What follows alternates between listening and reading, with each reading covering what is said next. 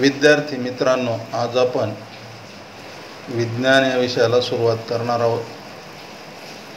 इयत्ता 8वीच्या विषयात पहिला जो तुमचं प्रकरण आहे किंवा चॅप्टर आहे तो आहे living bird and classification of microbes.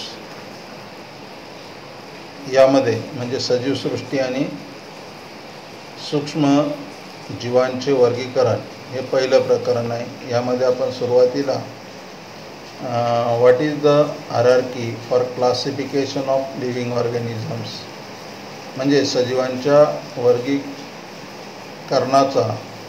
Hierarchy म्हणजे पदानुक्रम किंवा क्रम कोणता आहे.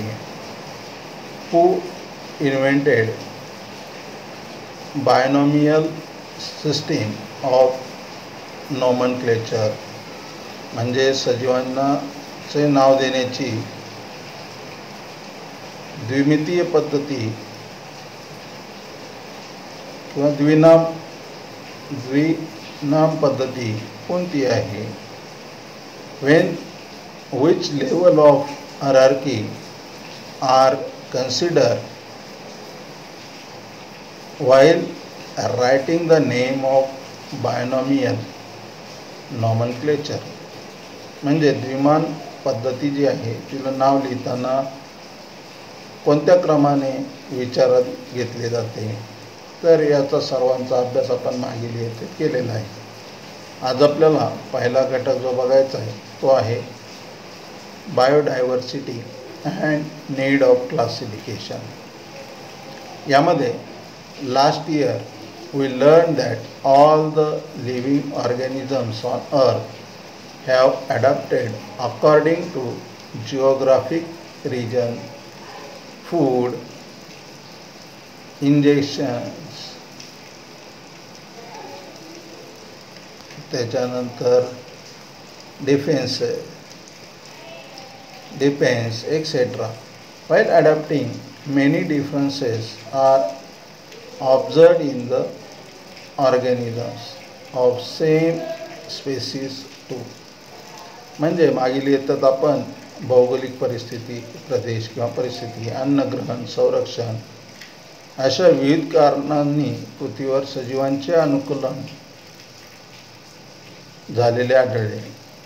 अनुकूलन साधताना एकाच जातीच्या सजीवातही विविध बदल त्या ठिकाणी झालेले दिसून आलेले होते.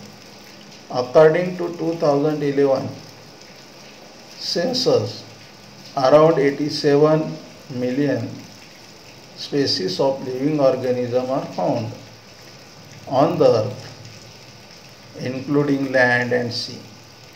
To study such a vast number, it was essential to divide them into groups. या ठिकाणी जवळजवळ 87 लाखच्या दरम्यान, दशलक्षाच्या दरम्यान लिव्हिंग ऑर्गॅनिझम म्हणजे सजीव त्या ठिकाणी पृथ्वीवर पाण्यात आणि जमिनीत राहत असल्याचं 2011 सालापर्यंतच आढळून आलेलं होतं. आणि म्हणून याचे गट करणं आवश्यक असल्याचं लक्षात आलं. So groups and sub groups were created considering the similarities and differences among the living organism म्हणजे त्यांच्यामध्ये काही साम्य विविधता असून त्याच्यानुसार ग्रुप्स म्हणजे गट किंवा उपगट त्या ठिकाणी तयार झालेले होते सजीवांचे.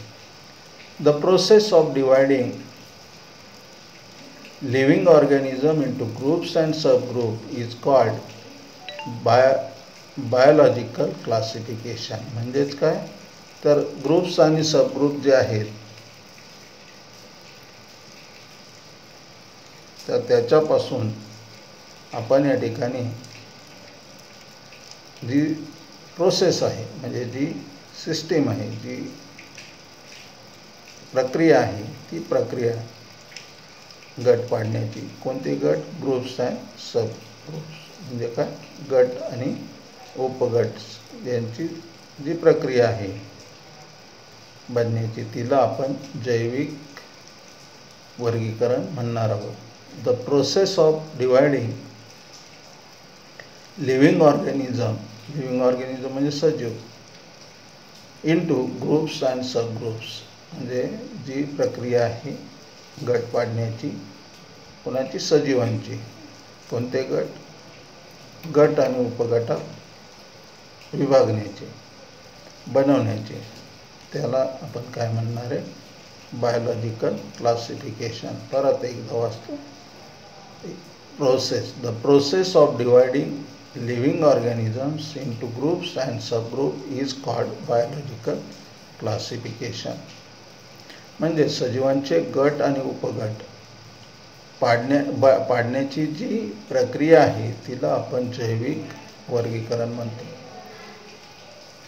Robert Harding Whittaker was an American ecologist. In 1969, he divides living organism into 5 groups. याने काय केलं होते? 5 ग्रुप केलेले होते त्या ठिकाणी. ते 5 ग्रुप या ठिकाणी आपल्याला अभ्यासायचे. आज फक्त या ठिकाणी ते ग्रुप्स आपण घेऊया. पहिला ग्रुप आहे या ठिकाणी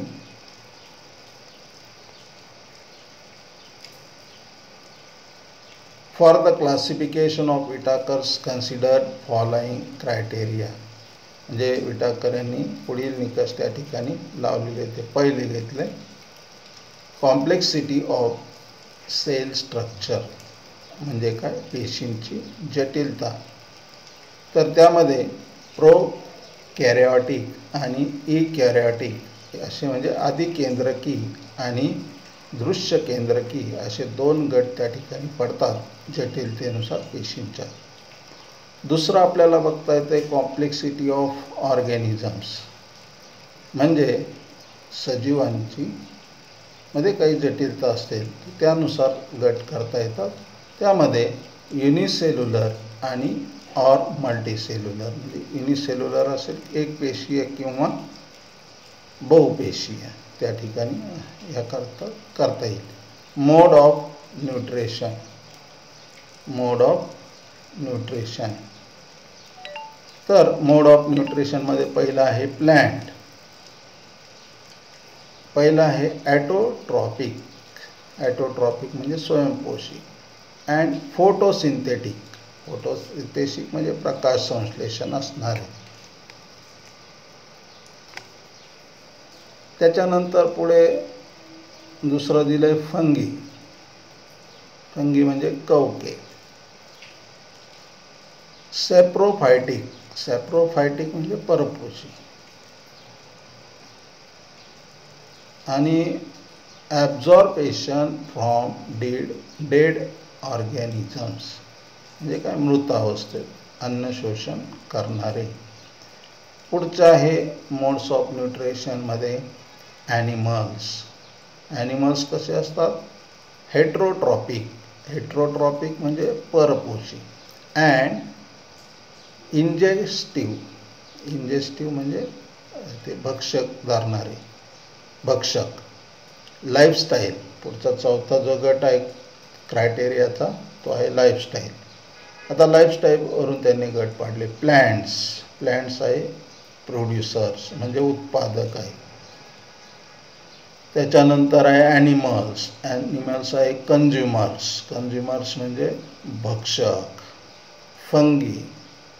फंगी जे आहेत ते डिकम्पोजर्स. डिकम्पोजर्स. डिकम्पोजर्स म्हणजे विघटन करणारे. नंतर आहे फायलोजेनेटिक रिलेशनशिप. त्याच्यामध्ये आहे प्रोकॅरियोटिक टू इकॅरियोटिक म्हणजेच काय? आदिकेंद्रकीपासून तर दृश्य केंद्रकीपर्यंत. आणि युनिसेल्युलर टू मल्टीसेल्युलर म्हणजे एक पेशीपासून अनेक पेशीपर्यंत. यामध्ये आता या ठिकाणी गट पाडलेले आहेत हे आपण बघूया. एक किंगडम्स आहेत या ठिकाणी म्हणजे सृष्टी जी आहे ते गट पाडलेले आहेत. ते गट्स या ठिकाणी म्हणजे क्लासिफिकेशन आपण बघूया थोडक्यात. लिव्हिंग ऑर्गॅनिझम म्हणजे सजीव जे आहेत ते. आता लिव्हिंग ऑर्गॅनिझम 2 गटात त्या ठिकाणी विभागले जातात. एक प्रोकॅरियोटिक आणि दुसरं इकॅरियोटिक. प्रोकॅरियोटिक म्हणजे आदिकेंद्रकी आणि इकॅरियोटिक म्हणजे दृश्य केंद्रकी. प्रोकॅरियोटिक जे आहेत ते युनिसेल्युलर असतात सगळेच. प्रोकॅरियोटिक कसे असतात? युनिसेल्युलर. आणि त्याच्यामध्ये किंगडम जे असते म्हणजे सृष्टी जी असते ती असते मोनेरा. सृष्टी जी असते ती मोनेरा ही पहिली सृष्टी आहे.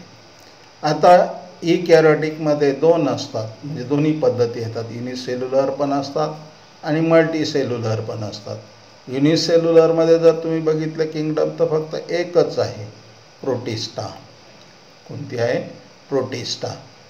मल्टीसेल्युलरमध्ये मात्र 3 किंगडम्स आहेत. म्हणजे आता ह्या 2 झाल्या, 1 आणि 2. पहिले आहे मोनेरा, दुसरी आहे प्रोटिस्टा. आता याच्यामध्ये 3 आहेत 5 मधल्या. तिसरी आहे मग ही किंगडम फंगी. ही जी आहे तिच्यामध्ये काय असतं? सेल वॉल असतं, प्रेझेंट असतं. Cell wall present.